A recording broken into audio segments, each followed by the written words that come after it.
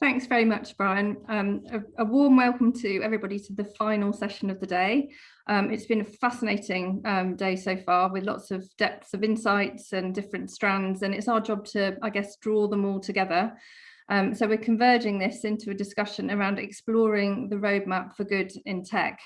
So this is all around what are the issues that we need to tackle, where are some of the opportunities, and how can we achieve our vision for good, and who needs to be involved. So no pressure, not much to discuss really. I'm delighted to welcome our panellists today. We have John Higgins, BCS President.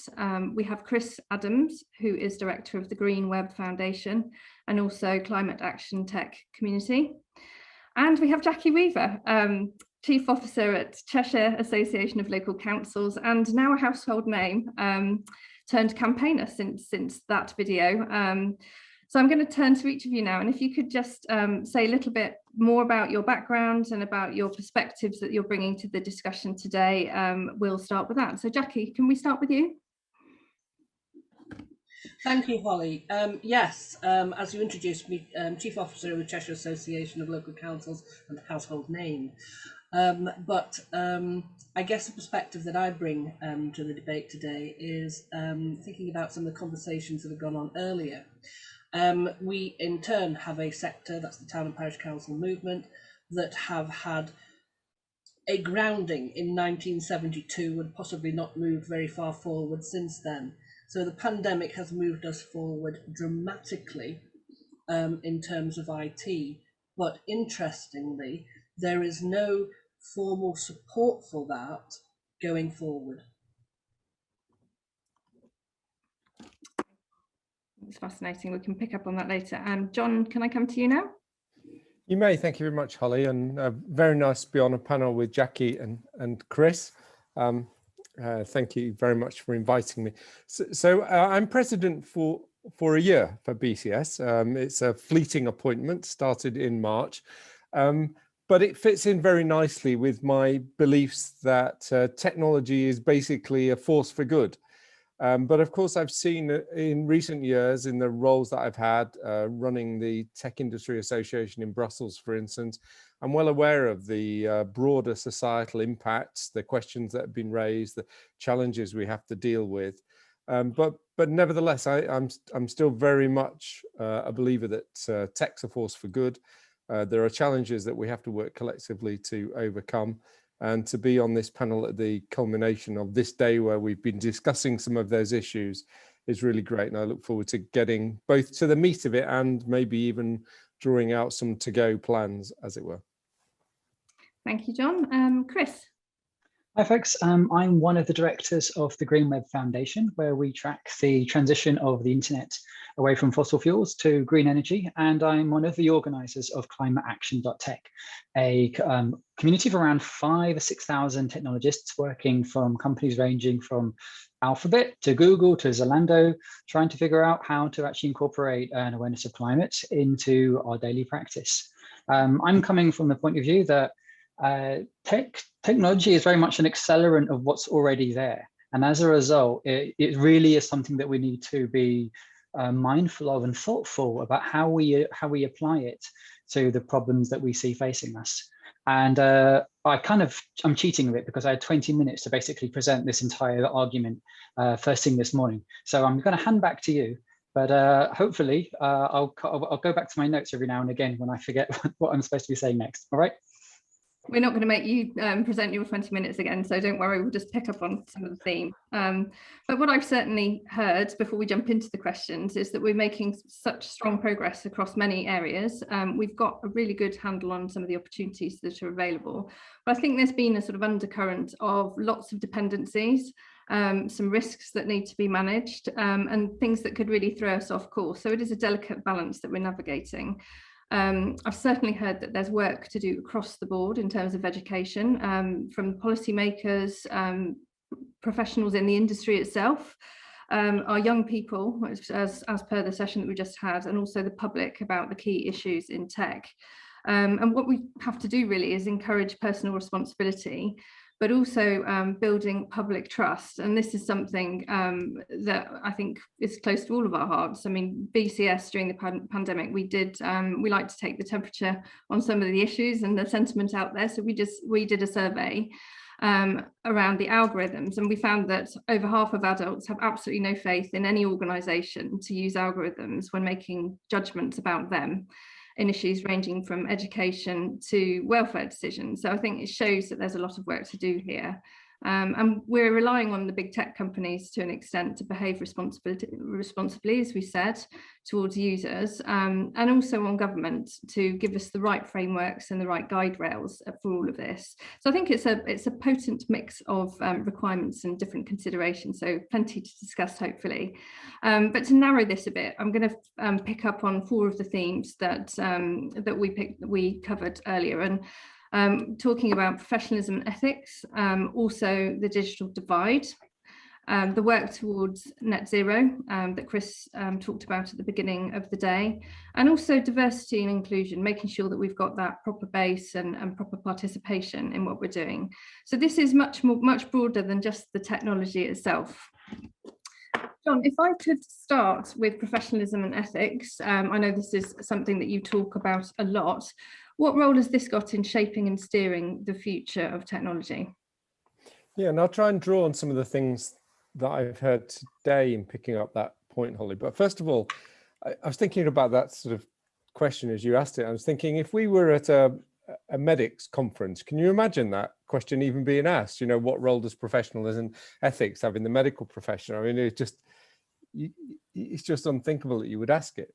And I think it was, as I think it was Adam was saying earlier, you know, there are 2 aspects of professionalism. There's a sort of competence, and there's a being a champion of ethical values. And competence to some extent is the easier part of that. You know, you can follow what Adam called future practice and so on. But ethics is a fast changing thing.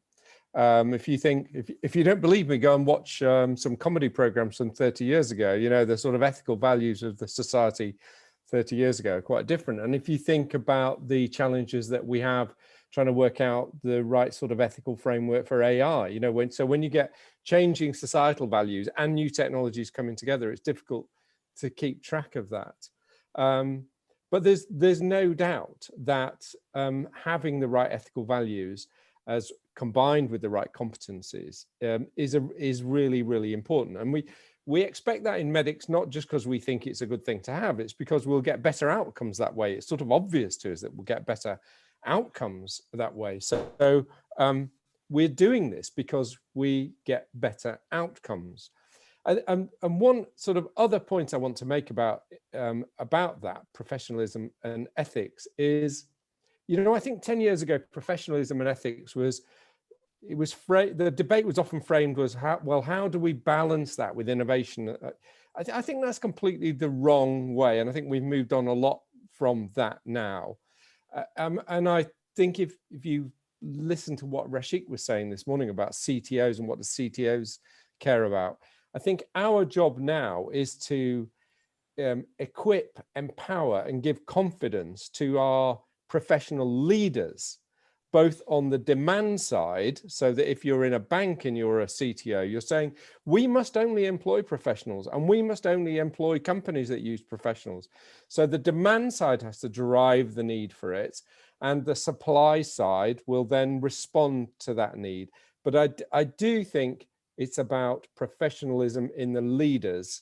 You know, that's the way to change it. It's not about equipping, as it were, whistleblowers to it's no longer just that. It's got to be part of the mindset of leaders that it's an absolute given, and that's the way forward for me, Holly. I couldn't agree more, and I think, you know, we didn't really hear professionalism and ethics mentioned very much until much more recently, and I think the more that the leaders do that, the more that people can align their values and the behaviours will flow from that. So another point I wanted to pick up on was the digital divide. So we've just had a fascinating panel around previously. And I think in the pandemic, this has been put into really sharp focus in terms of access to technology for different groups and how important that is. And so, Jackie, I was just going to ask you, because you mentioned that, there's been an acceleration during the pandemic from the town and parish council movement in particular, but have you got a perspective on the digital divide and what needs to happen here? Yeah, I mean, I guess for us, as local authorities, it's as town and parish councils, I don't mean principal authorities, the issue of funding the necessary equipment, for example, is not an issue. But I guess for us, the bigger issue is access to broadband. So that there's kind of like, and we have made huge strides forward in accessibility, but it's those hard to reach places that remain hard to reach. And unfortunately, they're probably the very places that would benefit most from being able to use digital technology. And I guess that, I'm kind of talking about people being somewhat isolated in rural areas, etc., either trying to run businesses from there, because I think we forget that a lot of businesses are in rural areas. It's not just farms, which of course are also businesses that do need technology. But we also have people who live there who want to access information from their local authorities, but actually are stymied from doing so because they literally don't have anything like a proper access to the internet, even irrespective of whether they're going to do that on a phone or a computer. And I think that, it all comes under this umbrella of the levelling up agenda that we hear so much about. But I think there's a wider issue around diversity and inclusion in participation in technology in general. Jackie, do you want to say anything about the importance of achieving greater diversity as we head for this vision for good? I mean, one of the things that has been a positive for us as a sector in COVID, and there are precious few positives that came out of it, was the ability for local authorities to use virtual meetings. And then, unfortunately, on the 7th of May, the legislation enabled that fell, and the government currently has a call for evidence out on that. Why we would need a call for evidence when it is as clear as a nose on your face why you would want to continue with it, I do not know. But perhaps this is just some procedure that we have to go through. And what we were seeing was that council meetings, even by December, I think was when we last tried to quantify it, we were seeing that meetings were getting a 20% better attendance than they had, virtual attendance, than they had ever had before. Now, that means that more and more people are showing an interest, and by definition, that means that we are getting greater diversity. But to have lost it, so the ability now to hold those meetings has gone, seems preposterous. I think it's also an interesting point that often when we have a conversation about ability, we assume that young people are capable of using IT, and simplifying and make a point, and older people find it more difficult. But often when you look at your screens, you often see older people rather than younger people on your screens.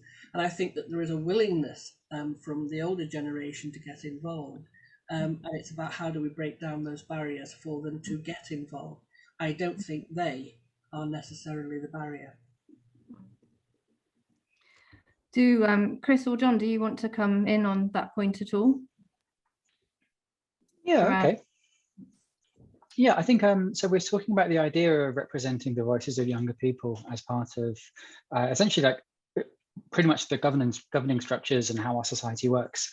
And I think this is actually, I'm really glad you did mention that, because I think that this is one thing that we are seeing quite a lot on like the climate front, to actually essentially I think the including of the views of people who are currently younger, in terms of like say groups like say Fridays for Future, or the people who are actually talking on climate and are likely to be saddled with the impacts of climate for a longer time.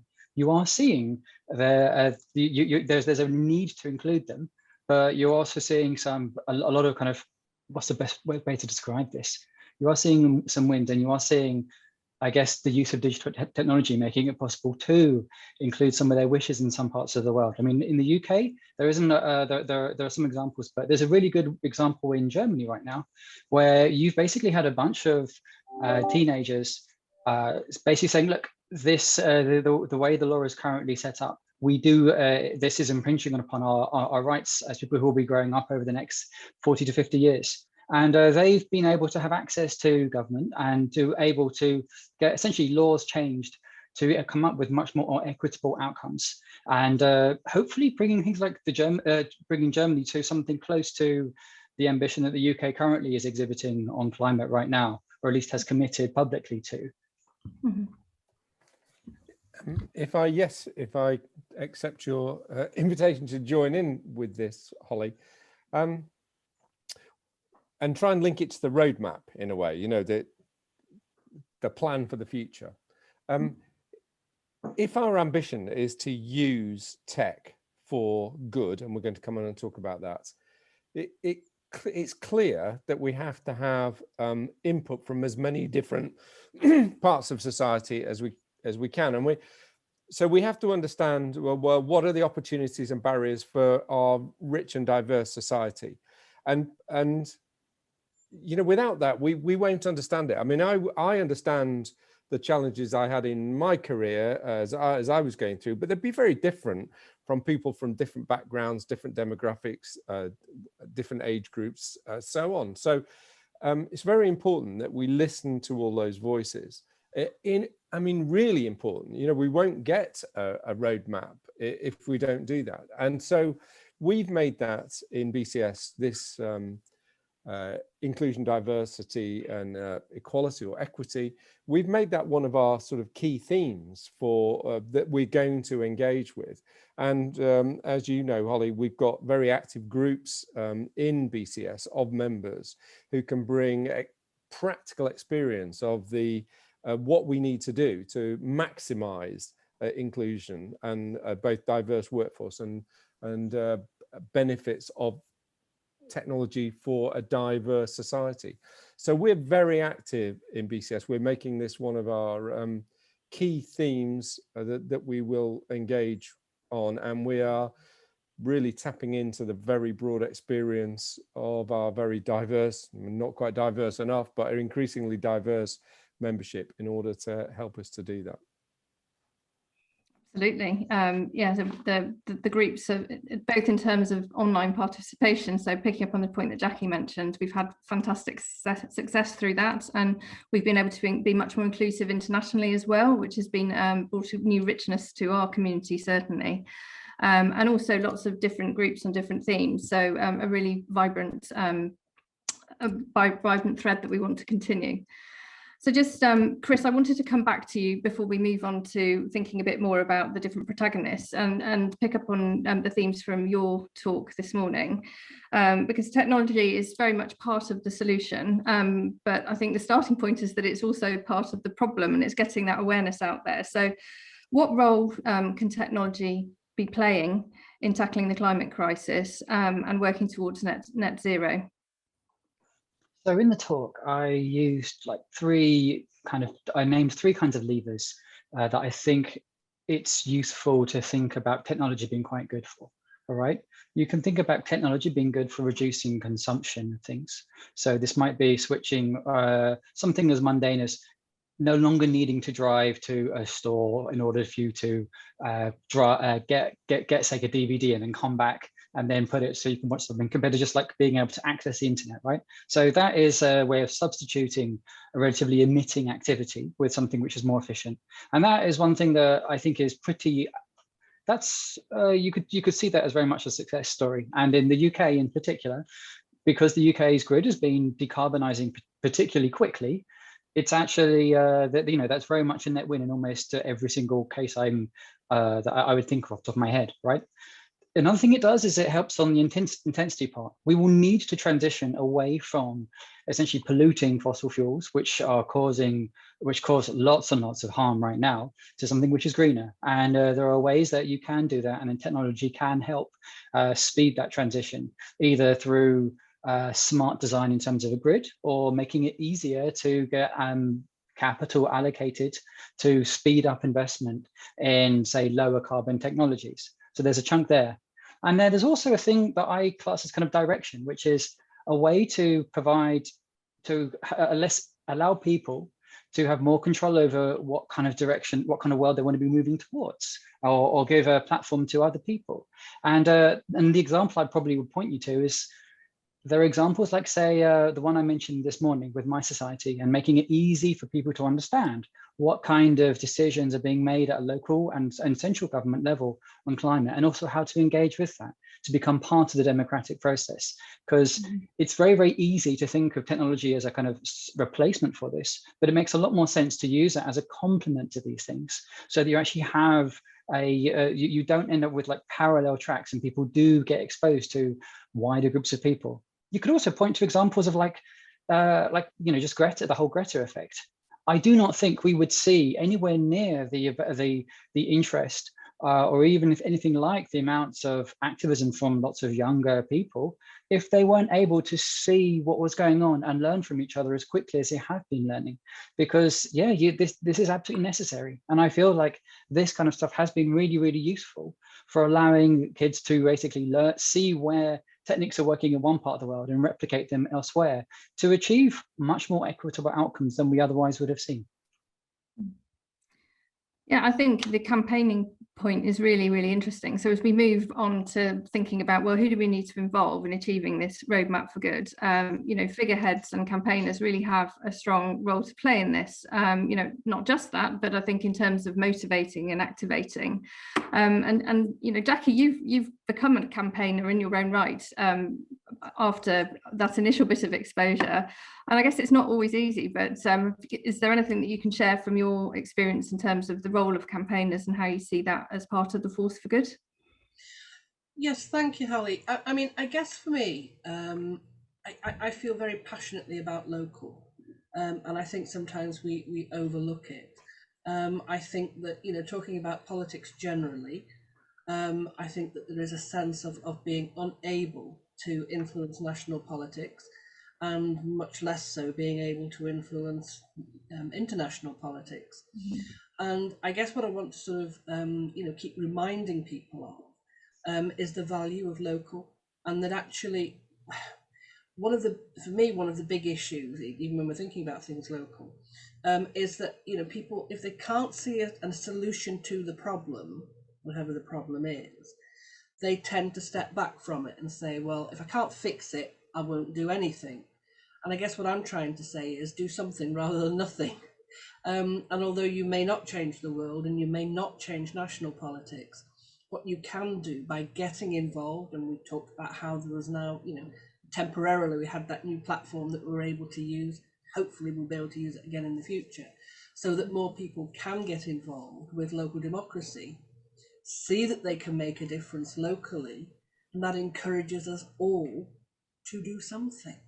It comes back to that individual responsibility point, doesn't it? And I think, what you've been doing in trying to champion the extension of that temporary legislation, is obvious and is needed. But has that been an easy process in terms of getting your voice heard on that? And do you think it could be easier for individuals to actually affect change in the process that we've got? Yes, I think you must have heard, as I said it, the frustration that comes from the government having a call for evidence. And for me, that something like a call for evidence is where, this is a very challenging problem, and we need to look at it from different points of view to make sure we get it right. It seems to me that this is, one, not a problem, and secondly, easily solved. So why do we have these, additional bureaucracies introduced along the way that says, but in the meantime, I want you all to write lots of letters and fill in lots of forms to explain to us the bleeding obvious. And I guess that there's a huge frustration, and then government in turn says, well, I don't know why people are so disengaged with with politics. And I'm thinking, let's have a call for evidence on that, because I think it would be quite easy to tell why people were disengaged with it. When again there are many problems out there that probably warrant a call for evidence, the kind of things that have to be carefully weighed, etc. but the ability to hold virtual meetings when they tick every box that will have been discussed, during the conference, is just like, come on, you need a call for evidence, just have a conversation with someone. And it seems as if you have to have this conversation over and over and over again. And unfortunately, all you ever seem to do is talk to like-minded people. So that goes back to my point about, so why are we having a call for evidence? I don't think there's anybody out there that disagrees with it. So, what's the problem? It is, isn't it? It's the balance of, going through the due processes, but also not being seen to kick the can down the road. And also, many faint-hearted would have given up by now. So yeah, I think maybe we need to re-examine that. Brian, do we have any questions coming in from the audience? I'm trying to speak whilst muted again, obviously getting very tired now.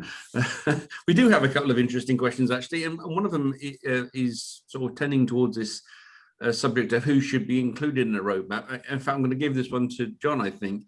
As progressive measures like D&I training and awareness take root in organisations, what risk might they introduce to the competitiveness of them, particularly as ethics and D&I vary between industries and countries?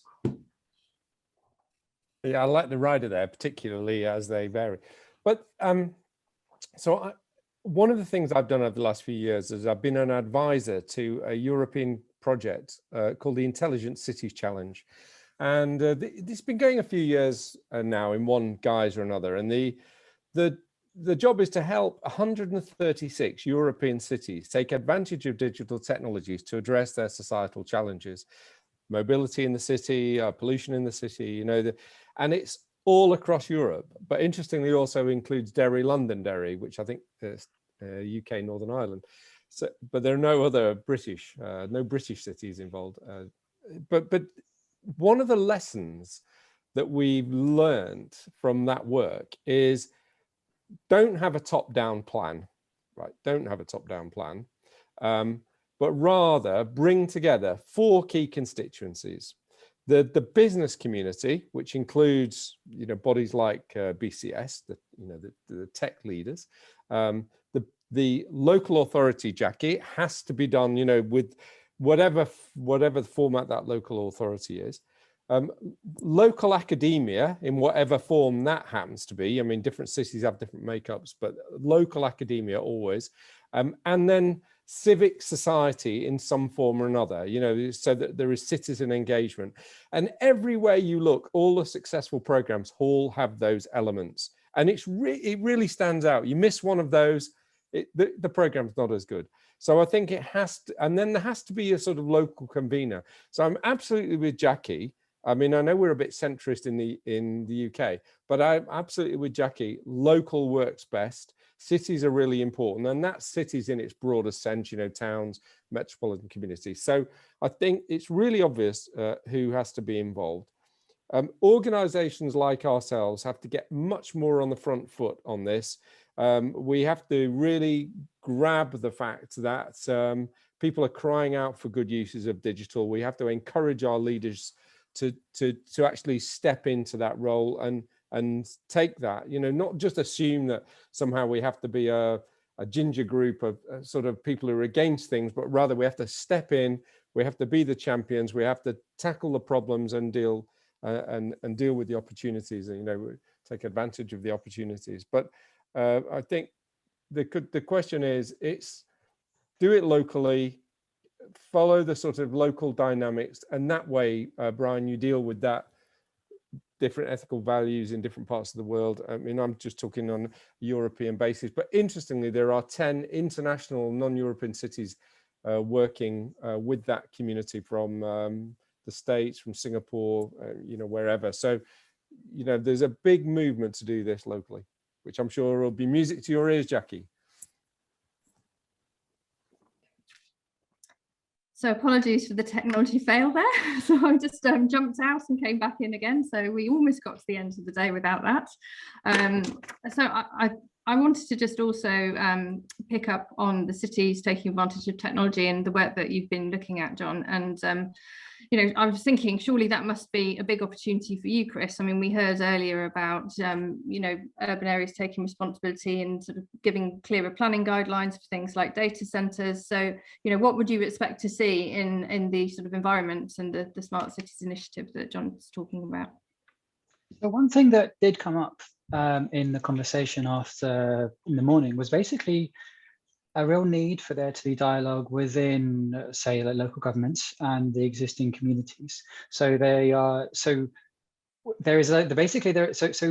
things that people might default to by without really thinking too much about. Like the example that was given was the idea of, let's say, setting up a data center right next to, say, a block of flats, for example, with loads and loads of, say, diesel generators being kind of put on here. So if there's any kind of power cut, you have maybe, say, 60 diesel power generators kicking out a load of really, really awful kind of fumes and things, which essentially will not only kind of poison around the surrounding area, but actually do mean that there's basically like literally shorten the lives of people around there. There's a load of stuff around there which is definitely needs to be addressed. And there were examples given of saying, well, if you're going to do that, you do need to have some dialogue, because there are other ways of doing this. You might want to have, I think John Booth mentioned the idea of, well, let's say that there's a group of people who could use this kind of heat that would otherwise be vented. It would make a lot more sense to have a conversation and say, well, rather than have all these generators,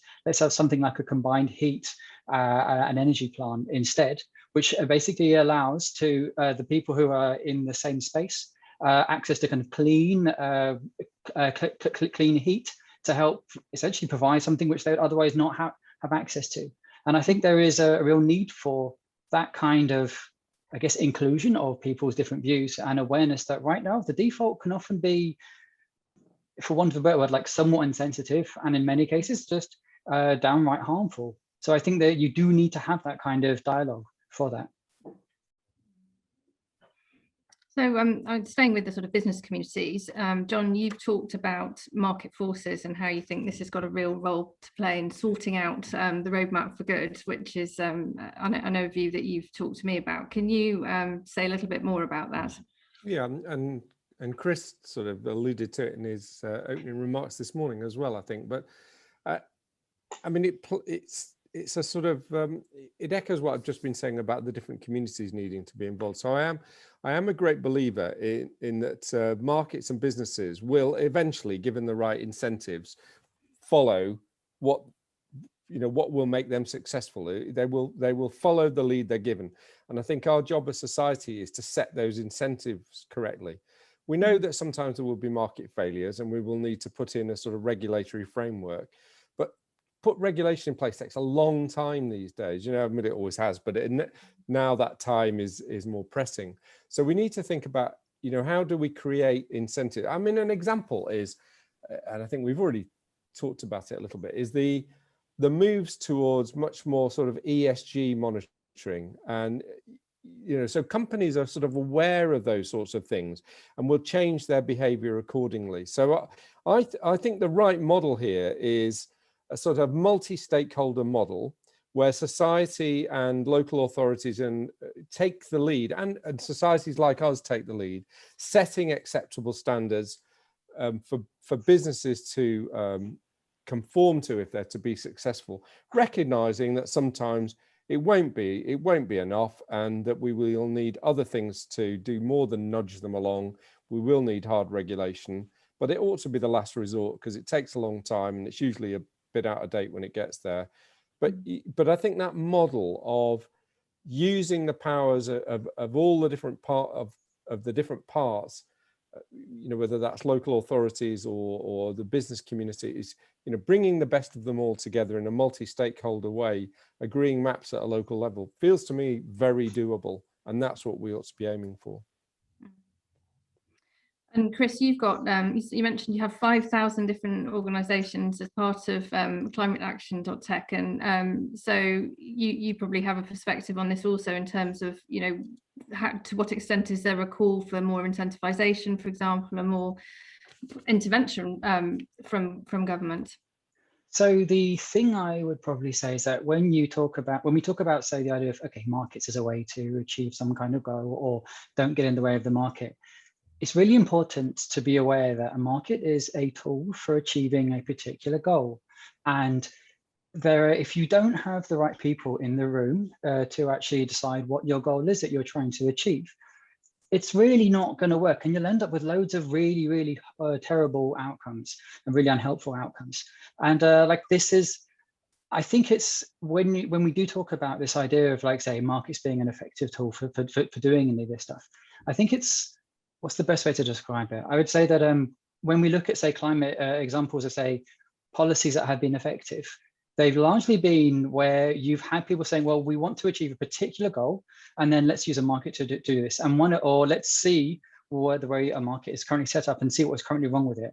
And in the UK, the good example that I would say would be how the success story of the UK getting off coal, for example, and ending up with a much cleaner grid compared to other people.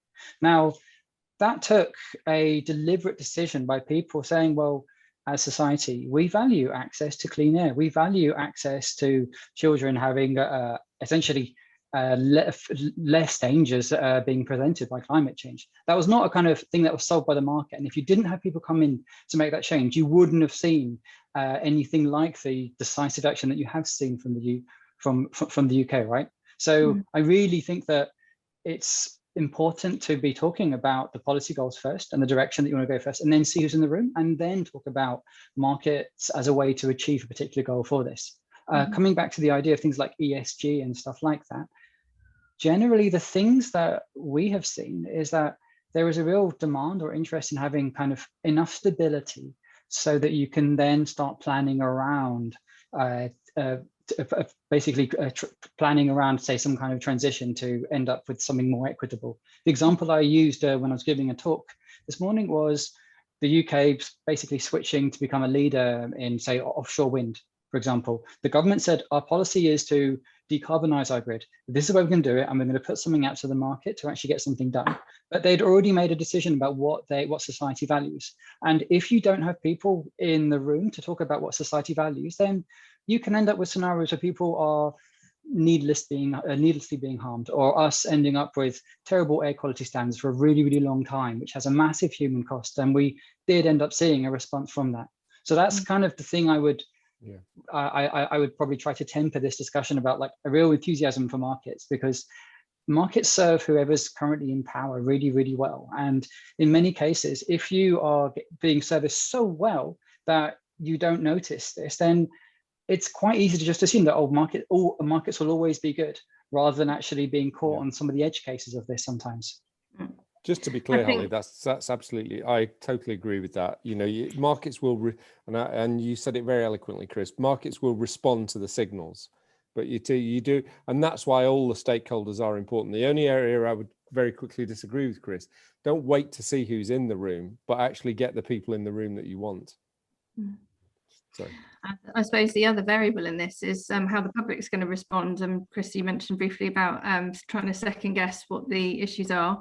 You know, there's got to be a big role for the public here in being central to the roadmap for good. And so I just wondered, Jackie, if you had any thoughts on what are the considerations around the public and all of this, because we don't want it to get lost. Yeah, thank you. I mean, I think really when we talk about local authorities, we tend to be referring to principal authorities, which are borough councils or county councils. And every time we talk about them, we forget that our town and parish councils are hyper local. I mean, you know, short of asking individuals to contribute, which is practically difficult, then you have a parish council movement there that are able to comment specifically on their locality, and they very often don't get consulted. They're simply invited to the table, and the broader borough council or county council is then asked to speak on behalf of all those constituents. And I think that we could drill down more locally than we actually do. Otherwise that disconnect will prevail, won't it? I'm going to close the session shortly, but I just wanted to say a huge thanks to Jackie, to Chris and to John for their insights. Hugely varied inputs here. We've covered a lot of ground today.